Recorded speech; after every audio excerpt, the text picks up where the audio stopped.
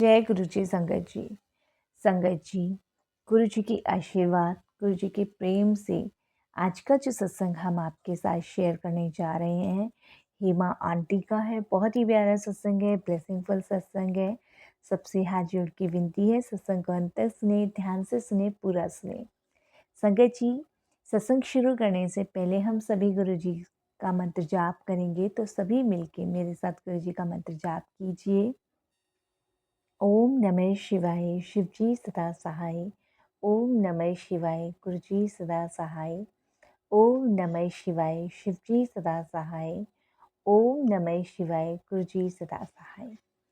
जय गुरु जी। संगत जी, मेरा नाम हेमा है और ये मेरा शुक्राना सत्संग है।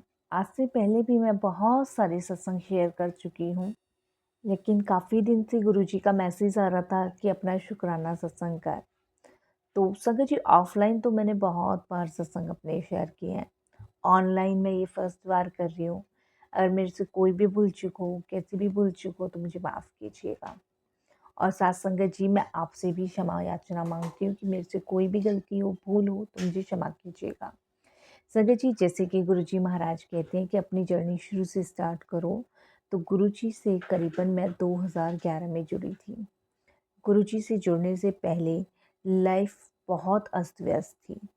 2008 में मेरी शादी हुई और शादी के संगत जी 1 साल बाद ही मेरे हस्बैंड ने मुझे छोड़ दिया।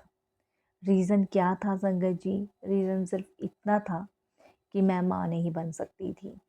ये सबसे बड़ा रीज़न था जिसके कारण मेरे हस्बैंड ने मुझे छोड़ दिया। हम बहुत ज़्यादा परेशान हो गए, टेंशन में चले गए। मेरी फैमिली भी बहुत ज़्यादा डिस्टर्ब थी।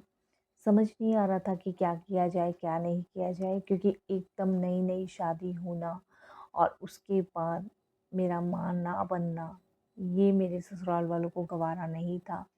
जिस रीज़न से उन्होंने मुझे छोड़ दिया, क्योंकि मेरे हस्बैंड सिंगल ही थे, कोई बहन भाई कोई नहीं था। तो उनका सिर्फ यही कहना था, जब तुम माँ ही नहीं बन सकती तो आगे हमारा वंश कौन चलाएगा। ये रीज़न था, इस कारण उन्होंने मुझे डिवोर्स दे दिया। संगत जी, मैं उस टाइम कुछ नहीं कर सकी, ना कुछ बोल पाई, क्योंकि आप समझ सकते हो कि नई घर में जाके नई चीज़ों को एडजस्ट भी बहुत बार किया, लोगों के ताने भी सुने। बट जब कंडीशन ऐसी निकली आई, तो उस कंडीशन में संगत जी मुझे उनकी हाँ में हाँ भरनी पड़ी और संगत जी इस कदर मेरा डिवोर्स हुआ। संगत जी टूट चुकी थी, बिल्कुल टूट चुकी थी, क्योंकि मायके में आके रहना इतना आसान नहीं था, बहुत मुश्किल था। लोगों के ताने, और संगत जी जब तक लोगों को ये चीज़ें नहीं पता थी, बाद में धीरे धीरे हर जगह ये बात फैलने लगी, तो एक कलंक जिसे कहते हैं वो लग चुका था। संगत जी, इसके कारण मुझे मायके में रहना पड़ा। मायके में आप सब जानते हैं, कुछ रिलेटिव्स होते हैं, कुछ आस पड़ोस के लोग होते हैं, जो हम जैसे लोगों का जीना हराम कर देते हैं। तो वही कुछ मेरे साथ हुआ। संगत जी, पेरेंट्स के पास मैं 2010 तक रही, और संगत जी वहाँ रह के मैंने थोड़ा अपने आप को संभाला।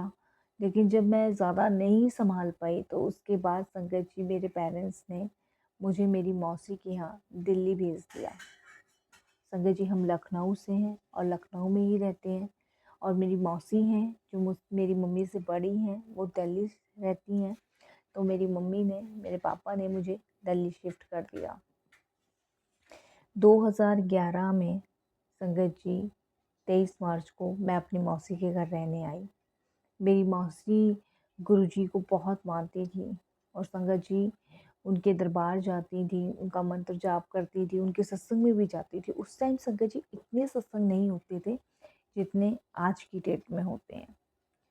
तो संगत जी, जब मैं मौसी के घर रहना शुरू किया, तो मैंने देखा कि मौसी के यहाँ गुरुजी के बहुत सारे स्वरूप लगे। मौसी डुगरी धाम भी जाती थी, उनकी पूरी फैमिली गुरुजी को मानती थी। वो कहते हैं ना संगत जी, कि शायद अब जीने का सहारा मिल रहा था। टूट चुकी थी, परेशान थी, जैसे मैंने आपको बताया कि मेरे साथ गुरुजी से जुड़ने से पहले ऐसा हुआ था।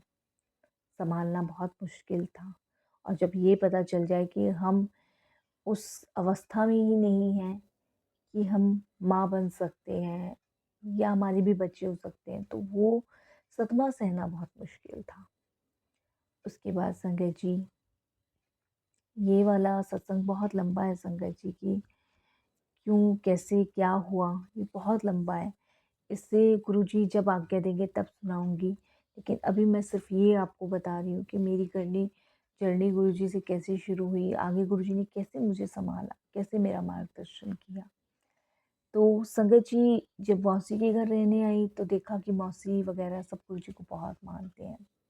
मेरा मन नहीं लगता था मौसी के घर। मौसी सुबह-शाम गुरुजी के मंत्र जाप चलाती थी, सत्संग सुनती थी। मैं भी सुनती थी, बट मेरा ध्यान नहीं लगता था। वो मुझे बार-बार गुरुजी से जोड़ने के लिए प्रेरित करती थी, बट मैं नहीं हो पाती थी। पर वो कहते हैं ना, जब गुरुजी का बुलावा आता है, तो पता भी नहीं चलता कि हम कब गुरुजी से जुड़ गए। संगत जी, एक दिन मौसी ने मुझे कहा कि कल हम बड़े मंदिर जाएँगे और तुम भी चलना। तो संगत जी, मैंने मौसी को मना किया कि मेरा मन नहीं है मौसी गुरुजी के पास जाने का, बट उन्होंने बहुत मुझे फ़ोर्स किया और संगत जी मैं जाने के लिए तैयार हो गई। संगत जी, 26 मई को मैं फर्स्ट टाइम गुरुजी के दरबार गई थी, 26 मई को। और ये पहली बार जब मैं गुरुजी के दरबार गई, वहीं से संगत जी असली मेरिकल स्टार्ट हुए, असली चमत्कार स्टार्ट हुए और असली मायने में गुरुजी ने मुझे सँभाला। संगत जी, गुरुजी के फर्स्ट टाइम दरबार जाने पर मुझे कोई ऐसी दिव्य चीज़ों का आभास हुआ, जिसे कोई मुझसे बार-बार ये कह रहा है कि तू चिंता मत कर, हम तेरे साथ हैं, सँभाल लेंगे, तू चिंता मत कर। बट संगत जी, मैं बार-बार मौसी को ये कह रही, मुझे कुछ आवाज़ें सुनाई दे रही है इस मंदिर में। तो मौसी मुझे कहती है कि तेरा वहम है, ऐसा कुछ नहीं है।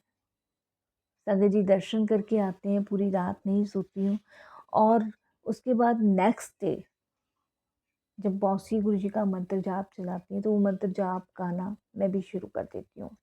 मेरा ध्यान गुरुजी में लगना शुरू हो गया और ये तो मुझे बिल्कुल नहीं पता संगत जी कि कब कनेक्शन मेरा गुरुजी से स्ट्रॉन्ग हो गया।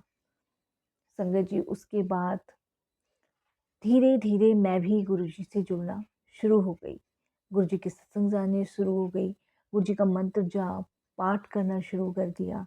अब मन थोड़ा शांत था, दिमाग स्थिर था। जहाँ बहुत सारी लाइफ में चीज़ें उथल-पुथल हो रही थी, वहाँ थोड़ा जो मन था, दिमाग था, वो ठहर गया था। जिसे कहते हैं ना, बहता हुआ जल होता है, उसका ठहराव कहीं नहीं होता, वो बहता ही रहता है। बट मेरे मन और मेरे दिमाग का ठहराव मुझे गुरुजी के सत्संग और गुरुजी से जुड़ने पे मिला। संगत जी, धीरे-धीरे जर्नी ऐसी चलती रही, गुरुजी की ब्लेसिंग्स मिलती रही। गुरुजी ने सबसे पहले मेरे दिमाग को, मन को, दिल को शांत किया। उसके बाद उन्होंने मेरे लिए जो प्लानिंग की थी, वो मैंने कभी नहीं सोची थी। संगत जी, 2011 में मैं गुरुजी से जुड़ी, 2012 मौसी के घर रही, 13 मौसी के घर रही, 14 भी मैं मौसी के घर रही। 2015 में संगत जी, एक रिश्ता मेरे लिए आता है, जो कि मौसी खुद लेकर आती है। मेरी फैमिली वाले मना करते हैं मेरी मौसी को, बट मेरी मौसी कहती है मुझे गुरुजी पे पूरा विश्वास है। वो चीज़ों की लेख मिटा सकते हैं, तो क्या इसका भाग्य नहीं बदल सकते? गुरुजी लोगों की मृत्यु टाल सकते हैं, तो इसकी किस्मत नहीं बदल सकते? तो ये मौसी मुझे, मेरी मम्मी-पापा को समझाती हैं। बट संगत जी, हम ये चाहते थे कि हम जिससे भी ये रिश्ते की हमारी बात हो रही है, उनको सारी चीज़ क्लियर करके चलें। क्योंकि संगत जी, बाद में पता चले, उससे अच्छा है कि हम सारी चीज़ें क्लियर करके चलें।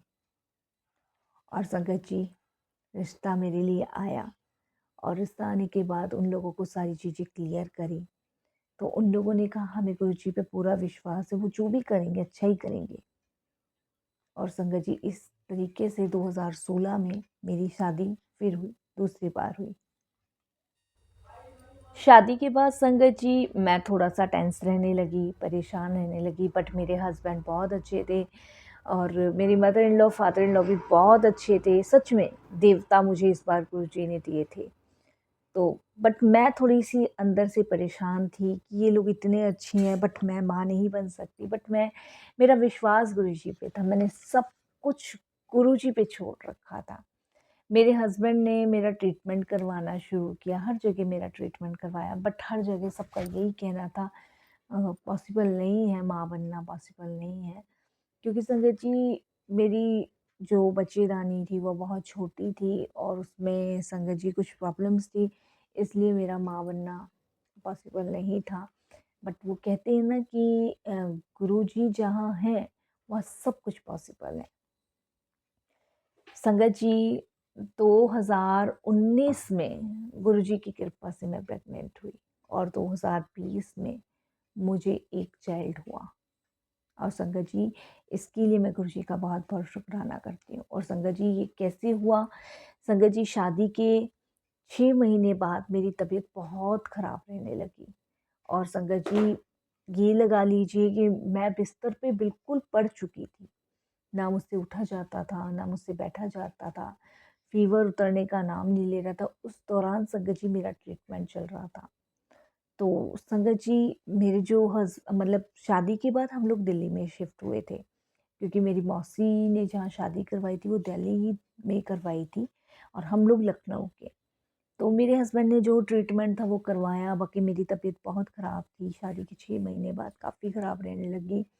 उसके बाद संगत जी मेरी मेडिसिन्स चल रही थी और मैंने संगत जी ये ठान लिया था कि अब मैं कोई ट्रीटमेंट नहीं करवाऊँगी। मैं थक चुकी थी इतनी मेडिसिन्स खाने के बाद, मेरी जबकि तबीयत बहुत ज़्यादा ख़राब थी संगत जी। मैं 2 कदम भी चलती थी तो गिर जाती थी, इतना वीकनेस, इतनी मेरे में संगत जी कमज़ोरी थी, इतनी मेरी हालत ख़राब थी कि मैं आपको बता नहीं सकती। वो समय मेरे लिए बड़ा टफ़ था। बट मेरे हस्बैंड ने मेरा सपोर्ट किया, उन्होंने पल-पल मेरा साथ दिया, हर पल मुझे सँभाला। लेकिन उसके बाद मैंने निश्चय कर लिया कि अब मैं कोई ट्रीटमेंट नहीं कराऊँगी, कोई दवाई नहीं खाऊँगी। संगत जी सिर्फ़ मैंने गुरुजी का लंगर प्रसाद खाना शुरू किया, गुरुजी का जल प्रसाद लेना शुरू किया और गुरुजी से अरदास करनी शुरू करी, या तो आप मुझे ले जाओ या फिर आप मुझे ठीक कर दो। आप गुरुजी सब जानते हो मेरी लाइफ़ में किस-किस चीज़ की कमी है। मैं आपसे माँग नहीं रही, मैं सिर्फ़ आपसे ये कह रही जो आपको मेरे लिए उचित लग रहा है, वो कीजिए। और संगत जी गुरुजी के लंगर प्रसाद से मैं धीरे-धीरे ठीक होना शुरू हो गई। उसके बाद संगत जी 2019 में एक बार फिर मेरी तबीयत बहुत ज़्यादा ख़राब हुई, मुझे हॉस्पिटल एडमिट किया गया और जब हॉस्पिटल मुझे एडमिट किया गया तो संगत जी डॉक्टर्स ने मेरे सारे चेकअप करने शुरू किए और संगत जी जब चेकअप हुआ तो उसमें मेरा जो प्रेगनेंसी है वो पॉजिटिव आई।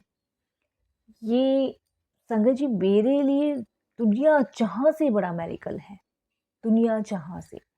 आप सोचिए जो लेडीज़ माँ नहीं बन सकती थी, काफ़ी सारी अड़चनें थी, उसको गुरुजी ने बच्चा ब्लेस किया, कितनी बड़ी बात है। संगत जी पहली शादी ने मुझे इस कदर झंझोर दिया था, तोड़ दिया था कि मेरे जीने की आशा ख़त्म हो चुकी थी। मुझे बाँझ के नाम से टॉर्चर किया जाता था। मुझे ना जाने संगत जी मेरे कान में से खून निकलना शुरू हो जाता था जब मेरे हस्बैंड, मेरे सास-ससुर मुझे बोलते थे, मेरे रिश्तेदार बोलते थे, मेरे आस-पड़ोस के बोलते थे। बट गुरुजी ने 2011 से जो मेरी लाइफ़ चेंज करी उसके लिए गुरुजी का बहुत-बहुत शुकराना। आज मेरे पास संगत जी एक बेटा है, वो भी गुरुजी की कृपा से। संगत जी बस गुरुजी की जैसी भी रज़ा हो उसमें राज़ी रहो, उनसे माँगो मत, उन्हें सिर्फ़ मानो। मैंने सब गुरुजी पे छोड़ा और आज भी संगत जी मैं बीमार भी होती हूँ तो मैं कोई ट्रीटमेंट नहीं कराती। मैं सिर्फ़ गुरुजी का लंगर प्रसाद करती हूँ। गुरुजी ने मुझे अपने बिल्कुल नज़दीक बसाया हुआ है। और संगत जी, मुश्किल से बस आधा घंटा मुझे गुरुजी के मंदिर जाने में लगता है। और संगत जी, गुरुजी के दर्शन करने मैं डेली जाती हूँ। संगत जी, शाम को मेरे हस्बैंड ऑफिस से आते हैं, मैं, मेरा बेटा, मेरे हस्बैंड, हम तीनों के तीनों गुरुजी के दर्शन के लिए जाते हैं। मेरे सास-ससुर संगत जी चंदोसी रहते हैं, गाँव है कोई वहाँ पे। तो संगत जी, ये गुरुजी की ब्लेसिंग्स है। मेरा मानना तो यही है कि गुरुजी को सच्चे हृदय से मानो, सच्चे हृदय से उनको समर्पण करो। और सच में संगत जी, जब सारी दुनिया आपका साथ छोड़ दे, सब मुँह मोड़ ले, उस समय सिर्फ़ आपके गुरुजी आपका साथ देते हैं। वही आपको ब्लेस करते हैं, वही आपको बहुत छोटे से छोटी, बड़े से बड़े परेशानी से बाहर निकालते हैं। मेरे पास बहुत सत्संग है संगत जी, लेकिन वो कहते हैं ना कि जितना गुरुजी बुलवाते हैं, जितना गुरुजी सत्संग करवाते हैं, वो सब उनकी मर्ज़ी है। अगर मैं एक शब्द भी अपनी मर्ज़ी से बोलना चाहूँ ना संगत जी, नहीं बोल सकती, क्योंकि इसमें भी गुरुजी की मर्ज़ी होती है। जो गुरुजी ने बुलवाना है, जैसा गुरुजी ने बुलवाना है, वो गुरुजी जाने। बस मैं वाणी को विराम देती हूँ और मुझे ब्लेसिंग्स देने के लिए गुरुजी कोटि-तान शुक्राना। ओम नमः शिवाय, शिव जी सदा सहाय। ओम नमः शिवाय, गुरु जी सदा सहाय। धन धन गुरु जी, वाह वाह गुरु जी, शुक्राना गुरु जी। जय जय गुरु जी, जय गुरु जी संगत जी, शुक्राना गुरु जी। जय गुरु जी आंटी, बहुत ही प्यारा सत्संग था, ब्लेसिंगफुल सत्संग था। सच में गुरु जी क्या क्या दुख, कैसे कैसे रोग, कैसे कैसे चीज़ों से हम सभी को बचाते हैं, ये तो गुरु जी जाने, उनकी लीला वही जाने। बाकी एक बात सच है, जितना गुरुजी ने बुलवाना है, जितना गुरुजी ने सत्संग करवाना है, वो उनकी मर्जी से ही होगा। संगत जी, अगर आप भी अपने सत्संग अनुभव हम सभी के साथ शेयर करना चाहते हैं, तो हिंदी में साफ राइटिंग में अपना सत्संग लिखकर हमारी जीमेल आईडी पर सेंड कीजिए, ताकि आपके द्वारा सुनाए गए सत्संग से जो गुरुजी महाराज की नई जुड़ने वाली संगत है, उन्हें गुरुजी के कल्याण, महिमा, अनुभव के बारे में ज़्यादा से ज़्यादा पता चले। और अगर सत्संग आपको पसंद आए तो इसको लाइक कीजिए, सब्सक्राइब कीजिए, ज़्यादा से ज़्यादा संगत में शेयर कीजिए। बेल आइकन दबाना बिल्कुल ना भूलिएगा। जब भी कोई लेटेस्ट सत्संग आएगा, उसका नोटिफिकेशन सबसे पहले आपके पास आएगा। जो समय परमात्मा के चरणों में गुजर जाए, जो समय प्रभु की चर्चा में लग जाए, वो सबसे ज़्यादा सर्वश्रेष्ठ माना जाता है। और हाँ संगत जी, सत्संग के अंत में सबसे हाथ जोड़ के विनती कहूँगी, अमृत वेला संभालो, नित नेम बढ़ाओ। जितना अपने आप को नित नेम से जोड़ोगे, जितना अमृत वेला संभालोगे, उतना इस जन्म भी तरोगे, अगले जन्म भी तरोगे। आज की अरदास है गुरु जी से, सर्वदा भला करे, पूरे विश्व का कल्याण करे, सबको अपनी सेवा सिमरन भक्ति की दात बख्शे, सबको अपने चरण कमलों से जोड़े रखे। जय गुरु जी, शुक्राना गुरु जी।